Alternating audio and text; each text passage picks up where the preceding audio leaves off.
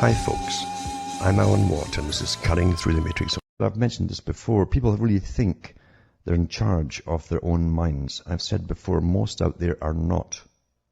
Most of you out there are not in charge of your own minds. I've mentioned so many studies on this show, from the big high chutzpahs themselves in psychology, the ones who are paid by government. I've talked about Sunstein and others, all working for years, long before you were born, in fact, and creating the right kinds of society, creating the right kinds of opinions, even forming groups for you to join, in fact, and managing your groups for you. And this one is about conformity, how you will give up what you see yourself, what you've just witnessed, you'll give up your own opinions for the group's opinion. And this does work, by the way, and you'll see that in this video. And how you'll change your mind on so many different things you're adamant about, because the others will too. They can't all be wrong, is what you'll say to yourself. The same technique is used for those who are used in big groups, like the Greenies and so on. They'll still exclaim that it's global warming, even if they're up to their eyeballs in snow. They're all being used. Everyone's being used in this wonderful scientific laboratory they call planet Earth. And it truly is a scientific laboratory. So I'll put that tonight on conformity and how you do conform for the group. Regardless of what your memory tells you and you've experienced in your own life, you will give it all up to conform to the group. And these are actual tests that are done over and over and over, and probably have been for the last 70, 80 years. And they always show up the same. They work in every generation. And how they can often use just one person to keep parroting the same stuff, get a few of them to parrot the same things, especially slogans. Remember, Lenin says we shall win by slogans, and they must be right. They must be right?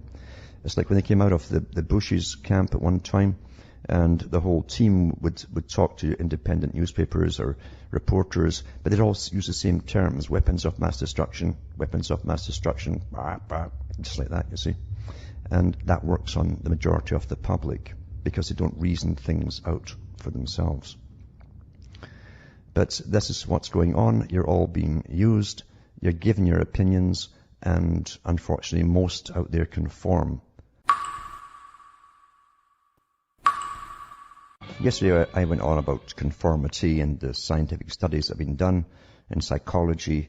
And there's nothing really new in all this stuff, because it's repeats that have been done in previous centuries, believe it or not. It's just that we're always meant to think that these things are just happening now. And even that study is very, very old, the one I put up yesterday. But conformity is behind so much. The big merchant bankers that were also the merchants, of course, and at least owned lots of merchants, knew how to introduce whole fashions in previous centuries into populations, until they could even dress guys up like peacocks and tights and little frilly things around their necks and their arms and so on. They can do anything, and wear wigs too. Of course, they should bring it all back now. It'd fit in easier. But the thing is, they've always known how to do this thing. And women too, with the big things and their rear ends look so huge in previous ages as well. Anything can be done to the general public if you know how to introduce it and get the right person at the top to first, whether even you pay them to do it, model it basically to the public, and the public follows suit. It's a well understood technique from their observations in commerce. And this evolved eventually into psychology. And of course, we have many books from the past that have described the conformity of the human being and how we'll go along with the majority to get along. Even though what you're hearing doesn't go along with what you've experienced in your own life, even though you see something different, as long as the majority agree, you will accept what they say. I'll put another link up tonight, and it's another one that's been done many times over since the 1950s, and it's Solomon Asch experiments, and that's ASCH, and I'll put the link up for that at cuttingthroughthematrix.com at the end of the show. But they found out the same thing. They put up, it's really interesting too, if you were the only real test subject, you wouldn't know it. They'd bring a whole bunch in with you who were all basically actors, and they would all agree that that line was bigger or smaller than that line next to it. And you would find yourself starting to agree with them because you don't want to have them ridicule you. But there's more to it than that, because even last night, I think I mentioned in the poem, or I mentioned in the show, one of the two, that the public can be turned against the person who stands up and says, no, the king has no clothes. You'll actually find that happening. And they found that too with the Milgard experiments on the prison. I put links up before in the archives section. It was done through Harvard, I believe. And that's where they made a sort of model prison and brought volunteers in, and people quickly assumed the role of prisoner, the ones who were designated so, and the other ones became the prison guards. And before 24 hours was out, they were at each other's throats, really taking on the roles that they were put into. It's just amazing. But what they found too is when they brought in a more recent subject into it, who hadn't been there for 2 or 3 days, he immediately saw how crazy it had become. And he would go off and he would just simply go on a starvation diet. That actually happened, a starvation diet. And the rest of them, the rest of the so-called model prisoners, these volunteers, would turn on this one because of him, their privileges were reduced because he wasn't cooperating. They can easily make the crowd turn on you for being different. And that's what's used across the board in today's society. You will see it in all the ads as well. So you don't need truth involved in it. It's not to do with truth. It's to get someone wants to get their way with you. And that's what advertising is all about. Getting their way with you. People don't think too deeply about anything at all, in fact, unfortunately. But that's a fact. Even more so today, because in their free time, they're always listening to either audio or music or they're watching videos. They're losing their ability to read or even stand back and think quietly. They've got to be downloaded with some noise or some external stimuli all the time. And that's, again, a fantastic technique for controlling millions of people across the world, billions eventually. So Solomon Asch experiment, 1958, as I say, I'll put that one up. There's thousands of them out there, these experiments. And these are the low-end experiments, by the way, that were done on much higher levels. What's interesting about this one, too, is that the movie, I think it's called The Game, that Douglas was in, the actor, not the daddy, but the son, was in, was basically based on this kind of formula where in the game, very rich people could be put into the game without their knowledge, and everyone around them that they knew so well was in on the act and accepted subject themselves. Very interesting movie, well worth watching, because you can truly be fooled by those around you, and especially by those who control the whole situation.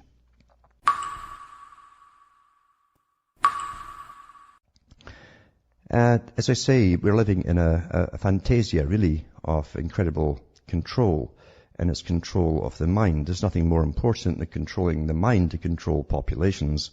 And it's far easier, actually, to use psychology and behaviorism to go for the mass person rather than the individual, because the individual tends to conform to what the rest are doing. That's peer pressure, of course. And we're in a time and an era where from school onwards, children are taught really that the group is all that matters. It's all group consensus on all the questionnaires, etc. Do the group agree? Whoever doesn't agree is kind of ostracized. He's ridiculed by the rest and put to the side until he conforms. And they're taught that from a very early age to go along with this same kind of behavior. And that's what we have today. It's amazing what people will do, even denying their own senses, their own memory, their own perceptions, to go along with the group. That's how all political parties work as well. The group is set up for different types. As I say, whatever mindset you are, there's a group out there for you. It's already made up for you. It's like shopping in a shopping mall. You can go out and select the kind of suit you want to wear, and there's a whole variety to wear for your personality type. Same with politics and so on. And the group you join will say all the correct buzzwords and triggers that get you going, and you're truly one of them, as long as you go along with everything else from then on. Back with more after this break. Hi folks, we're back cutting through the matrix, and talking about the mind basically and perception and how mind control is alive and well. And the proof is all around you. In fact, most folk truly, as you well know, I'm sure those who've tried to preach to the unconverted have found out that blank stare comes across their eyes, that glaze, and they start getting fidgety and they look from side to side because you're talking about something that the mainstream isn't talking about generally, or at least the mainstream isn't telling them what to worry about. You see, they're taught what to worry about by the mainstream media.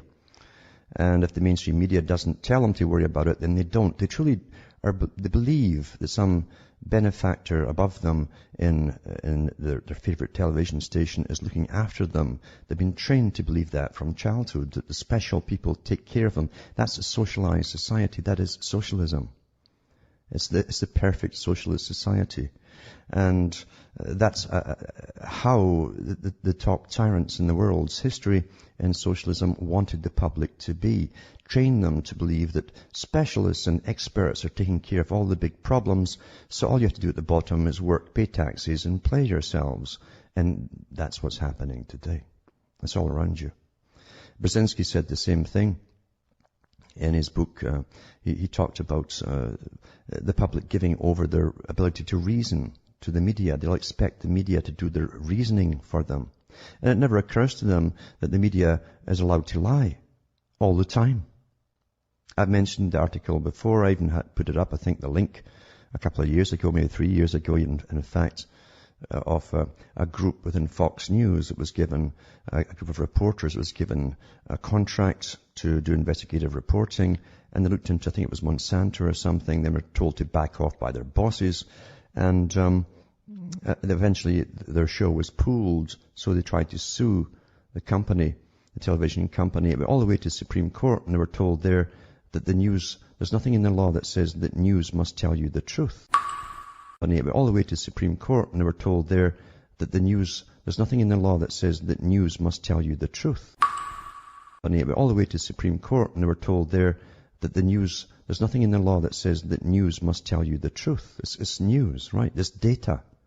It's just data, and they give you lots of irrelevant data and misleading data, and a lot of predictive programming in their data as well, because you're always being upgraded like a computer into the next stage of what you're supposed to expect and how you're supposed to behave. Now, I've talked about conformity this last few nights as well, touched on it, just didn't scratch the surface because it's much, much deeper. And even the studies that I'm giving out are the ones that are given out to the public, and the studies that are done on a much higher level are not available to the public, because they're used for military purposes. And believe it or not, the military does use, it actually does use a lot of techniques on you and the whole society and population. That's what departments of propaganda are for as well. So you're living in a scientific society, you understand, and you always have been. Some people are waiting for the scientific society. It's always been here. Science runs the people and keeps them in some form of order so that they'll be their betters, those at the top, you see, the official people. And we're taught, of course, to obey official people because they say they're official. It's obedience to authority. Lots of books put out on obedience to authority, lots of ongoing books, of course, I'm sure we'll go on about too, because they're so interested to find out why some people will rebel, you see. Very, very important part, in fact. And they know by their constant studies and poll taking across and testing in universities, every generation, every year, in fact, students, new intakes come in and go through the same tests, ask the same questions, to make sure that the boys who control are always up on what's needed. They have to do a tweak here or a tweak there to keep everybody dumb, stupid, and crazy on sex. Basically, that's what it is for university. That's really what it is, party and sex. But you learn very little.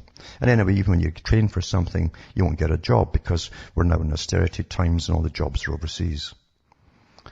So when you just stand back from it all, just stand back from it and look at it as it really is managed. And then you realize that it's incredible micromanagement that's going on.